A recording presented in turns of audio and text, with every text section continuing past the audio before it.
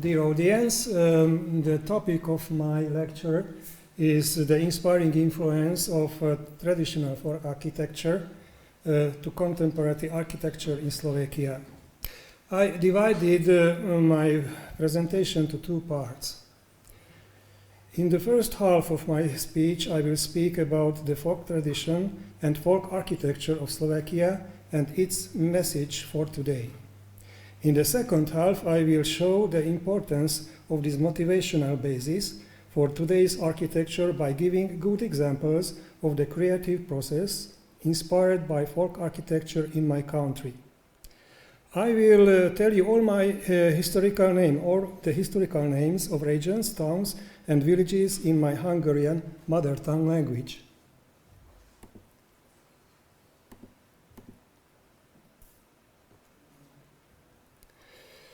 Part 1. What nature and the vernacular architectural tradition mean for people today?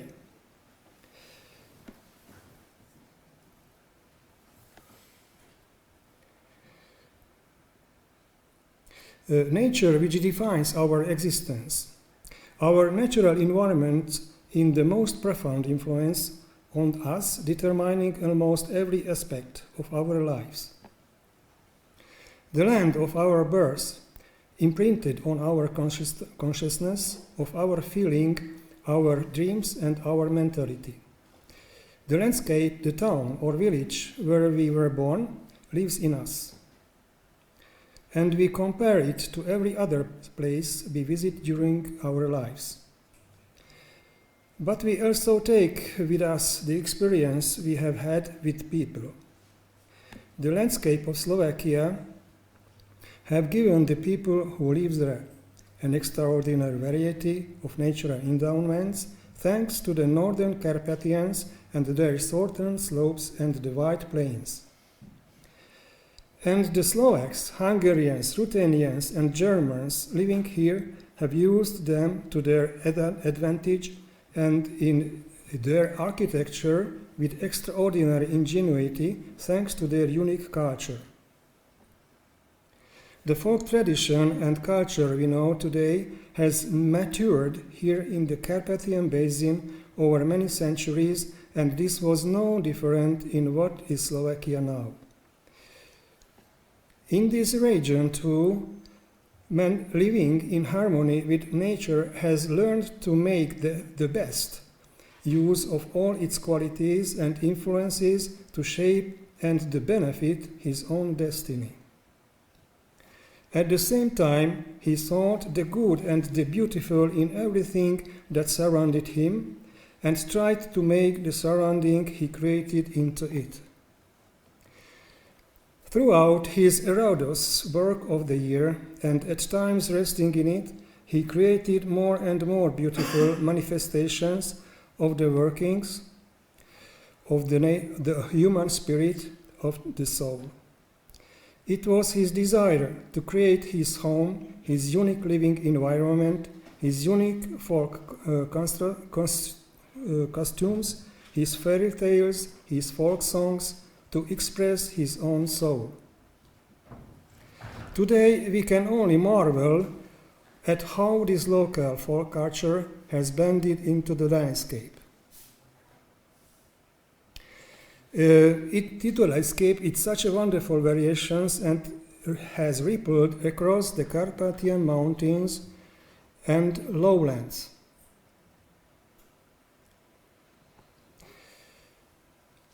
Countries of Slovakia in 1922. The main regional differences in the folk architecture of Slovakia can be outlined by the spatial distribution of the counties, 19 historical counties, according to the historical system of the Austro-Hungarian monarchy up to the 1920s.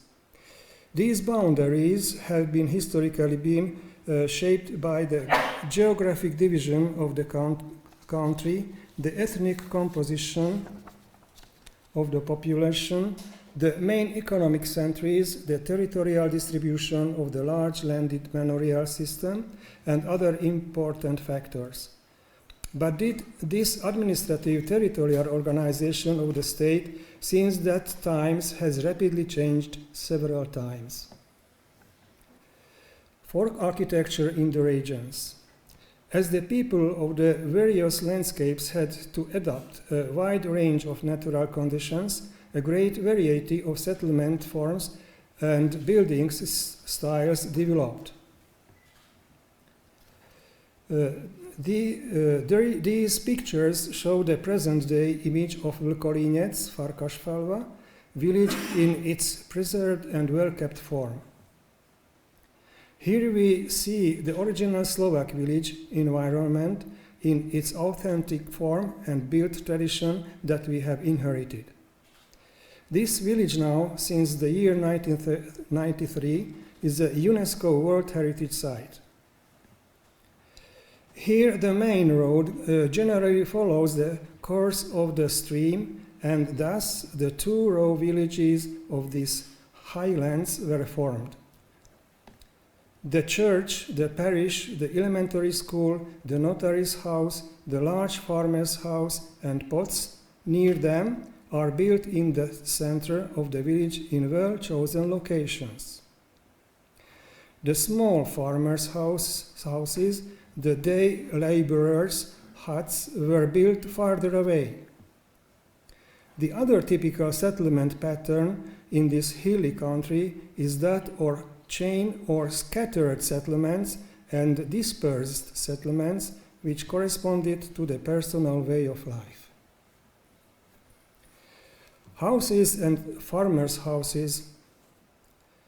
In northern lands of Slovakia, they were largely built close to each other, taking into account the need to save space to ensure the safety or property and the natural interconnection of their inhabitants. The house, the carriage house, the barn, the cropier's shed, and the other farm buildings and structures were all located and constructed in a specific layout, strictly according to the principle of practicality. The necessities of life and effort and labor requirements to satisfy them all determined daily life, its every aspect, its means, and its exact location. The interior layout of dwellings is basically tripartite, with 3 or 4 rooms forming the division of space. For example, front room, porch and kitchen, pantry or back room. The most important interior element of each house was the hearth and its part, the furnace. The furnace was placed in the kitchen or in the back room. In some cases, the furnace was in the front room, heated from the kitchen. In the northern mountainous landscapes of Slovakia, buildings were built almost exclusively of stone and wood, with little use of clay and limestone. The presence of stone and wood, clay and reeds and hay in nature on the southern plains was also a determining factor in the design of human dwellings. Because of this, at southern plains, they were mainly built of clay, reeds, straw, and wood. Open-air museums of folk architecture. The most spectacular form of preservation of folk architecture as a cultural heritage was the establishment of gradual development of open-air museums of folk architecture in 1960s and later. Here is a map showing the present-day location of the museums in the region. These museums are merely in the northern eastern regions of the country that offer a glimpse of traditional Slovak village architecture integrated into natural environment of the landscape. But in the southern region of the country, till this time, have not been created any open-air museum of Slovak architecture.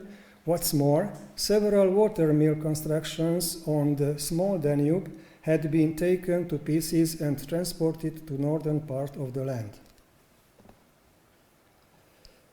A brief description of 3 outdoor museums, Skansens. The Natural Ethnographic Museum, you can see on these pictures, is located in the northernmost location of Slovakia, near the Polish border, under the castle of Stará Ľubovňa, or Lublo. This outdoor museum had been built with 25 buildings presenting the folk architecture and traditional material culture of the Slovaks, Germans, Poles, and Jews who lived side by side in peace in this region. We can see 3 traditional interior and tools for everyday work. And except of this area, over the following decades, however, parks of the folk architectural heritage of another regions have been created on their authentic sites.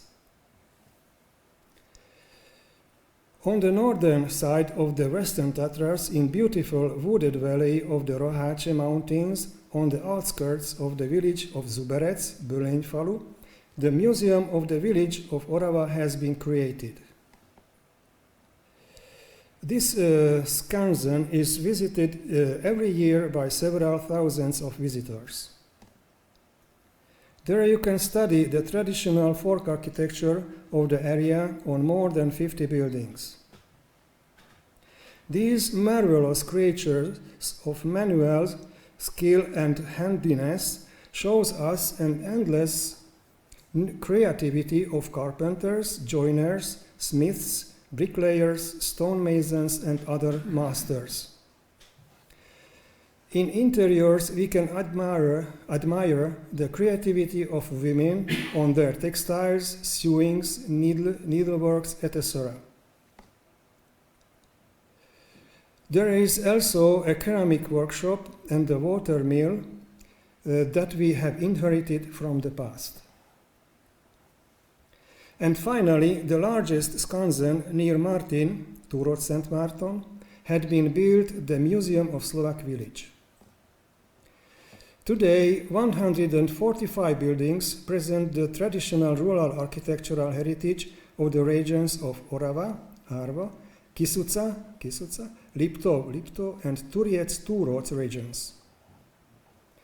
This show of folkloristic tradition creates a colorful space put to the natural environment.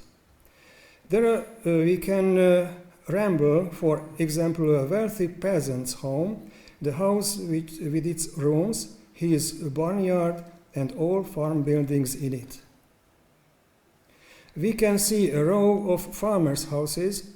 In these houses and in the open air, folklore days are held throughout the summer and in other seasons. Outdoors, there are demonstrations of agricultural work, while inside, children and adults can try their hand and weaving, spinning, wood carving, wool processing, embroidery, corn husking, and so on. Every October, in this wide meadow, folk art fairs are held on Michael Days with folk dance performances. Also, we can have a look of a typical local wooden construction of church built in some of these regions. We can admire its decoration, sculptures, and paintings inside. Next, we can have a walk through the large area full of old buildings, the memories of past 2 centuries.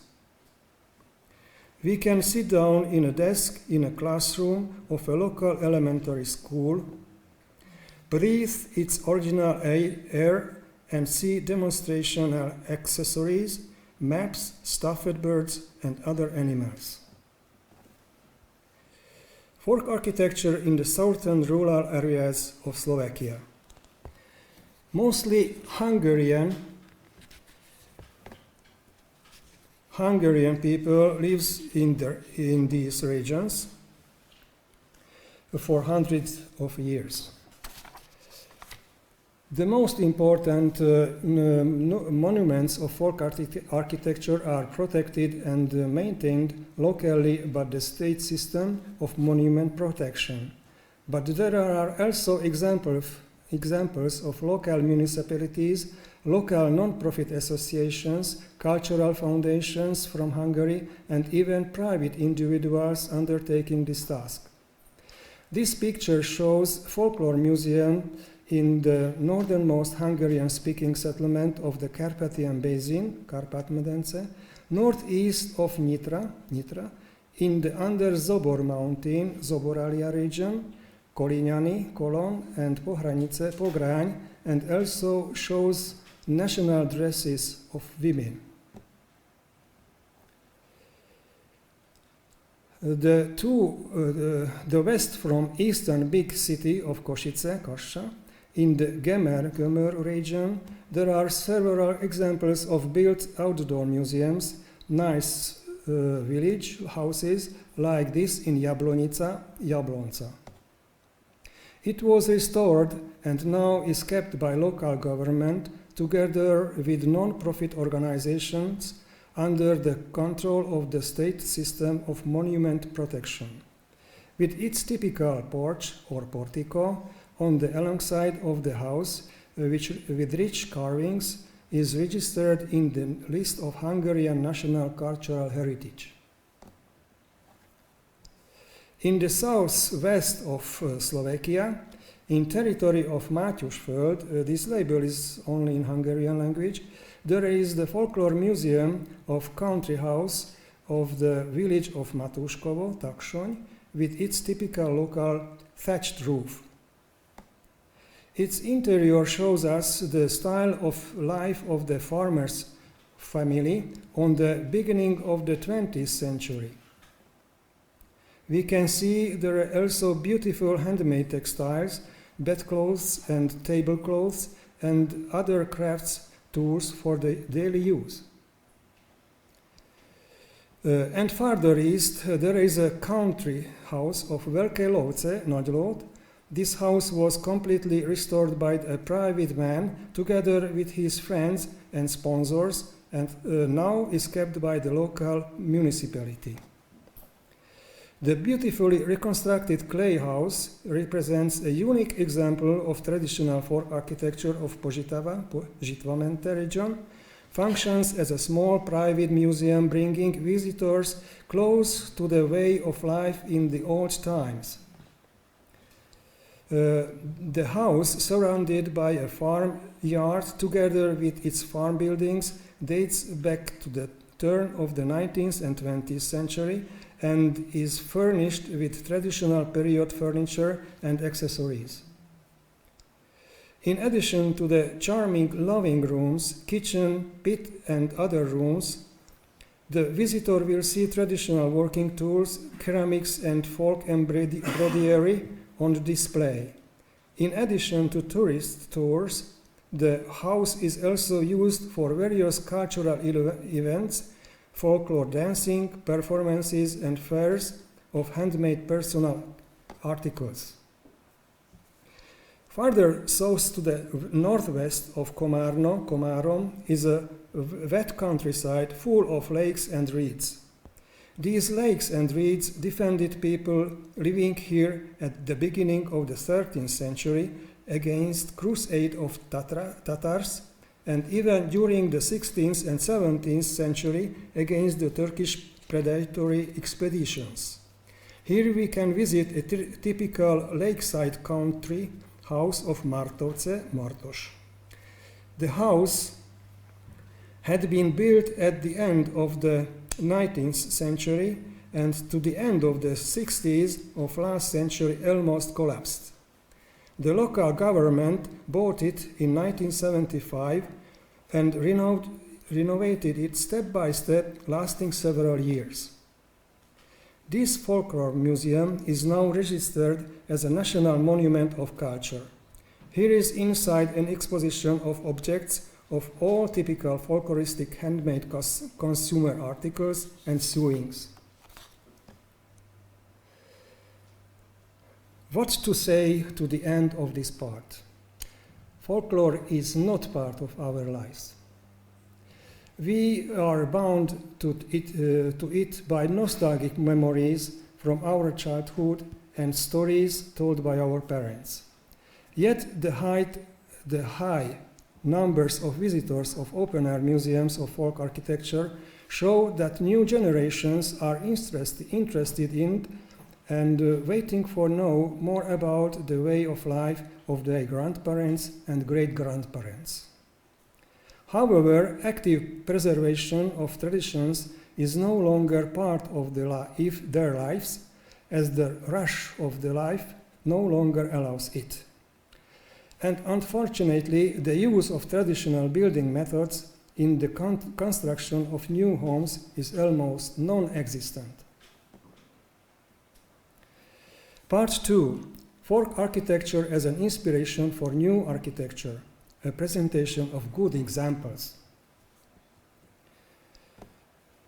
The main current stream of architecture today is the international globalist concept in Slovakia. Therefore, the vernacular architectural language is rarely mentioned as an inspiration for today's generations of architects. Even more rarely is this architecture followed in architectural thinking and even in actual conceptual and designing work. The rebirth of tradition. However, as I mentioned, there is a very few builders who want to live in the open countryside in a traditional family house, following the example of their grandparents, and are turning their sites to examples of vernacular architecture and convert them to new shape, like this design. A significant number of the houses built in the traditional style in the villages of the northern Slovakia were based on the designs of the architect Igor Krpelán. As an example of his realized houses that these pictures show is this one of his completed works. With his decades of research and documentation of old houses, he is one of the most knowledgeable experts in the art of woodworking and traditional building methods. His architecture is rooted in tradition but following a new design concept according to requirements of present lifestyle. On his first example, sensitive and good integration of the house into its surroundings and restrained architectural solution are the main characteristics of this work. Reflections and traditional vernacular architecture in contemporary modern architecture in Slovakia.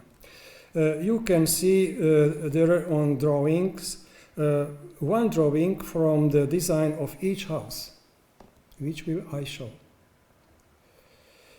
Reflections on traditional vernacular architecture in contemporary modern architecture in Slovakia.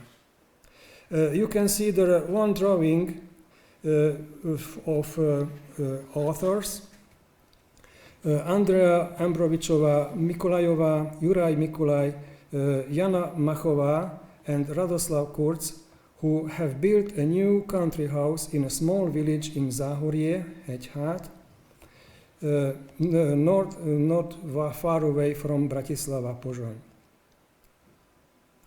Here the traditional house and barn elements are joined by the equally traditional element of a side corridor or porch to bridge the living and economic functions. The tools of modern architecture are used with the use of metal, wood, and glass, but the form, the composition, follows the pattern of the traditional rural building concept. The gentle, restrained interior design follows the clean, almost puritanical character of the exterior. The third example is the conversion of extension of a dilapidated old farm building in Farmer's Sick, a watermill, into a home for two young families, the work of architects René Dlesk, Tamala Korazsíková, Tomáš Ožíšek, and Jan Madura. The complex is located in the village of Opatova near Trenčín. Here is, in addition to the living spaces, there is also space for hobbies and sports activities.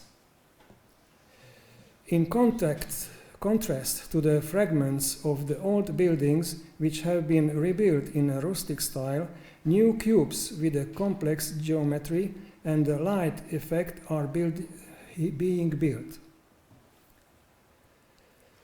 These are all fully constructed on wood and timber framing.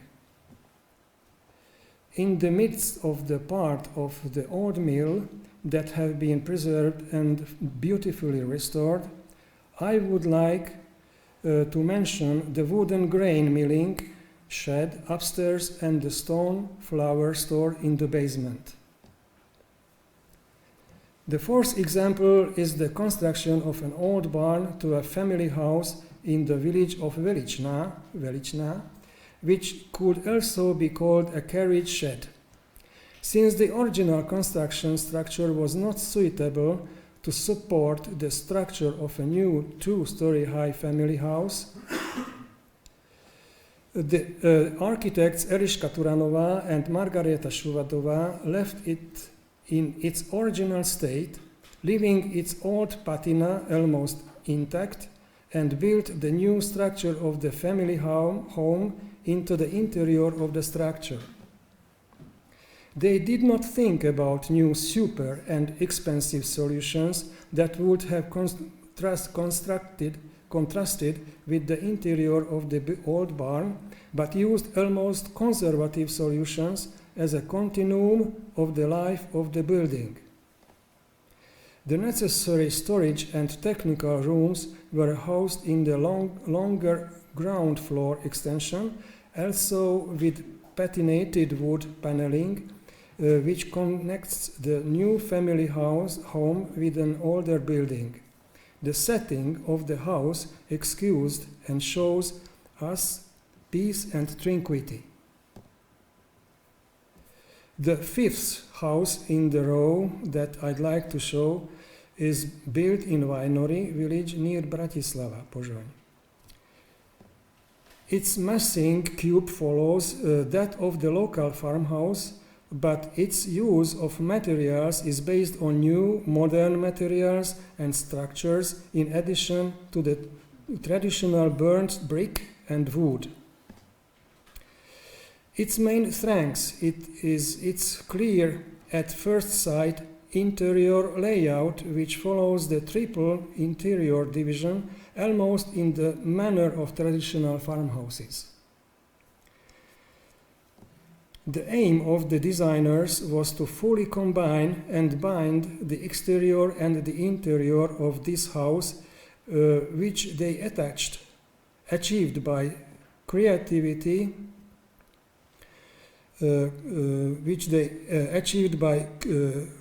creating a large part of the courtyard facade throughout large expanses window glass, functioning as a permanent visual and physical contact between the residents and the landscaped courtyard of the house.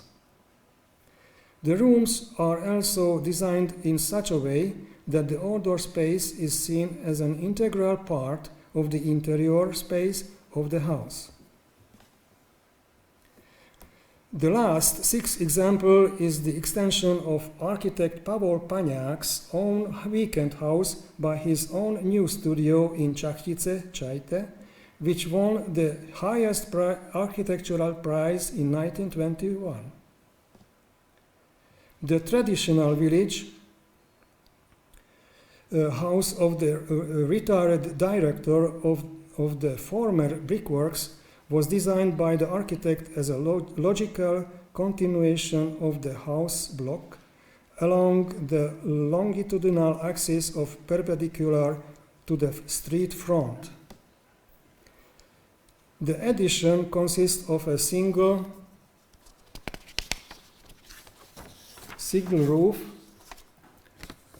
room, yet it is monumental in this scale, while at the same time as the architect's intellectual workshop, it has an intimate, homely feeling.